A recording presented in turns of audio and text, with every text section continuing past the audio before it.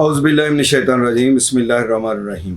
अस्सलामु अलैकुम ख़वातीन और हज़रात, मैं हूं आपका होम्योपैथिक डॉक्टर रिजवान साकिब और आपसे मुखातब हूं शमा होम्यो क्लिनिक लाहौर पाकिस्तान से।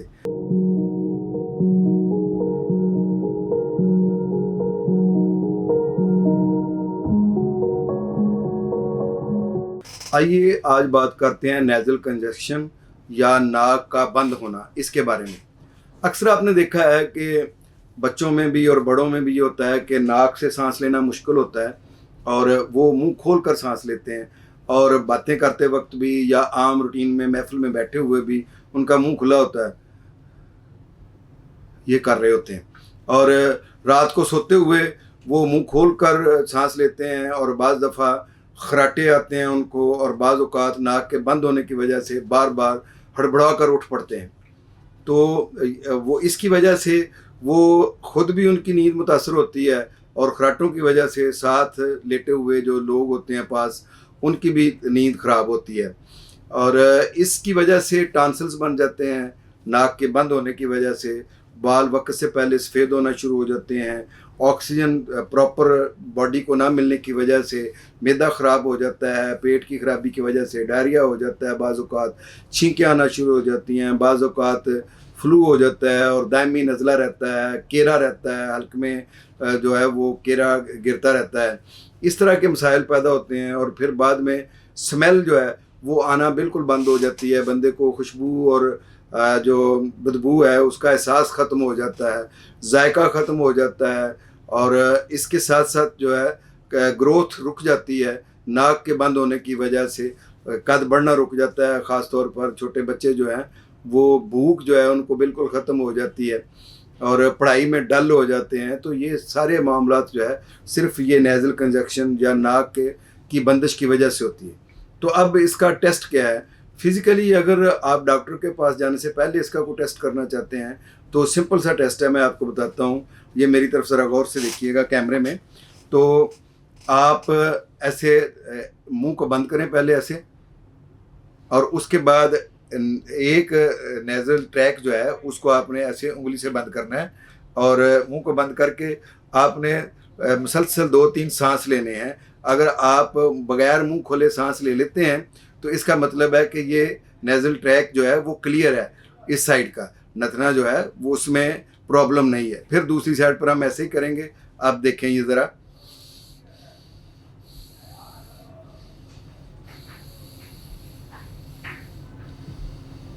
देखिए मेरा सांस जो है उसमें कोई रुकावट नहीं है और कोई आवाज़ नहीं है, कोई ऐसी चीज़ नहीं है कि जिससे ये पता चले कि इस नेज़ल ट्रैक में कोई रुकावट है या कोई बंदिश है। अब हम इसी तरह से दूसरी तरफ ऐसे करेंगे कि मुंह को बंद किया और दूसरी साइड को देखा ऐसे।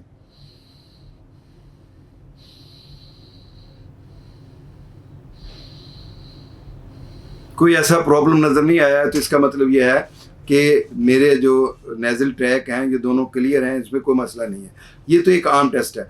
अब डॉक्टर जो है वो दूसरे टेस्ट भी करता है, जैसे आपके टॉन्सिल्स को देखता है टंग डिप्रेसर के ज़रिए से और लाइट के ज़रिए से, वो टॉन्सिल्स तो नहीं बढ़े हुए हैं। फिर आपके नाक में दोनों तरफ देखता है कि नेज़ल पोलिप तो नहीं है। आपकी नाक की हड्डी को देखता है अंदर से भी बाहर से भी कि कहीं नोज़ बेंडेड तो नहीं है, नाक की हड्डी टेढ़ी तो नहीं है, या कोई और इसी तरह के कौन से ऐसे मसाइल हैं जिसकी वजह से आपका की नाक बंद है। और अगर नाक बंद है तो उसका उनकी अलामत के मुताबिक जो है वो इलाज किया जाता है। मसलन अगर टॉन्सिलाइटिस हैं और उसकी वजह से सांस लेने में दुश्वारी है और नाक बंद है तो उसके लिए ब्राइटाकार बहुत अच्छी मेडिसिन है। और अगर नेज़ल पोलिप बने हुए हैं तो जिसकी वजह से ये प्रॉब्लम हो रहा है तो उसमें लेमना माइनर बहुत अच्छी मेडिसिन है। और अगर नाक की हड्डी टेढ़ी है तो उसमें कलकेरिया फ्लोर है और इसके अलावा ट्यूक्रियम है, उनके ज़रिए से इसका इलाज किया जा सकता है। और अगर इसकी वजह से जो बाकी मसाइल पैदा हुए हैं, मसलन वक्त से पहले बाल सफ़ेद हो रहे हैं, हाफजा कमज़ोर हो रहा है और डल माइंडेड हो रहे हैं आप, या कद नहीं बढ़ रहा है, या पेट जो है वो ख़राब रहता है, तो ये जो सिम्टम्स नेज़ल कंजेक्शन की वजह से हो रहे हैं यानी नाक की बंदिश की वजह से, तो इन चीज़ों को भी साथ साथ ठीक करना ज़रूरी होता है। तो इनकी दवाइयाँ भी अकॉर्डिंग टू सिम्टम्स एंड आसार चलती हैं। बहरहाल अगर आपके नाक में किसी भी वजह से कोई बंदिश है, नाक से सांस लेना मुश्किल हो रहा है, तो ये एक ख़तरनाक कंडीशन साबित हो सकता है, क्योंकि हमारी जितनी भी जो हवा है ऑक्सीजन वाली, वो नाक के ज़रिए से अंदर जाती है, और नाक में अल्लाह ताला ने इस तरह की एक मेम्ब्रेन रखी हुई है कि वो जितने भी जर्म्स होते हैं उनको सक कर लेती है, और हवा के अंदर जो जितनी भी इन्फेक्शन होती है उसको नाक में ही उसको काबू कर लेती है, और जिस्म में ताज़ा हवा और ताज़ा ऑक्सीजन फेफड़ों को जाती है, जिसकी वजह से आपका कलर भी बिल्कुल फ्रेश होता है, ठीक होता है, और बाकी पूरी बॉडी के अंदर जितना भी निज़ाम दौरान खून है उसको जो एक्टिव और सेहतमंद ब्लड है वो फ्राहम होने की वजह से पूरा बॉडी जो है, पूरा जिस्म जो है वो फ्रेश रहता है, तंदुरुस्त रहता है। और इसके अलावा नाक के अंदर जो बाल हैं वो भी किसी भी किस्म का कोई गर्दो गुबार, कोई और चीज़ जो अंदर जा रही होती है तो उसको वो रोकते हैं। अगर कोई ज़्यादा ही हार्ड किस्म की चीज़ अंदर जा रही होती है तो वो नाक जो बाल हैं वो रोक तो लेते हैं, लेकिन वो फिर छींक के ज़रिए से उसको बाहर निकाल देते हैं। तो इसीलिए जब छींक आती है तो हम अल्हम्दुलिल्लाह कहते हैं, तो इसका मतलब ये होता है कि अल्लाह का शुक्र है कि जो मुज़िर किस्म के जो सेहत के लिए नुकसानदेह पार्टिकल्स हमारी बॉडी में जाने वाले थे और हमारी बॉडी को नुकसान पहुंचाने वाले थे, अल्लाह ताला ने छींक के ज़रिए से वो निकाल बाहर किए हैं।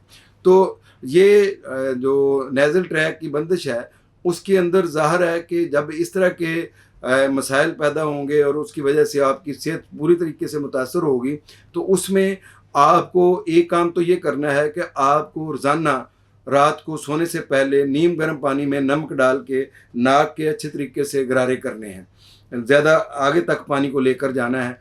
और इसी तरीके से हर नमाज के साथ वज़ू में आपने ये अपनी उंगली जो है इसके नाखून को अच्छे तरीके से तराश के, तो जितनी देर अच्छे तरीके से नाक के अंदर डाल के सफाई कर सकते हैं वो करनी है। और इसके साथ साथ जो मैंने आपको होम्योपैथिक मेडिसिन बताई हैं अकॉर्डिंग टू सिम्टम्स अपने मुआलिज से मशवरे के साथ वो अद्वियात इस्तेमाल करनी है। इस तरीके से आप खराटों से भी निजात हासिल करेंगे, टांसलाइटिस से भी निजात हासिल करेंगे, आप नेज़ल पोलिप से भी निजात हासिल करेंगे, नाक की टेढ़ी हड्डी से भी निजात हासिल करेंगे। इसके अलावा वक्त से पहले बालों का सफ़ेद होना, केरा, नज़ला, छींकें, इनसे भी निजात हासिल कर लेंगे।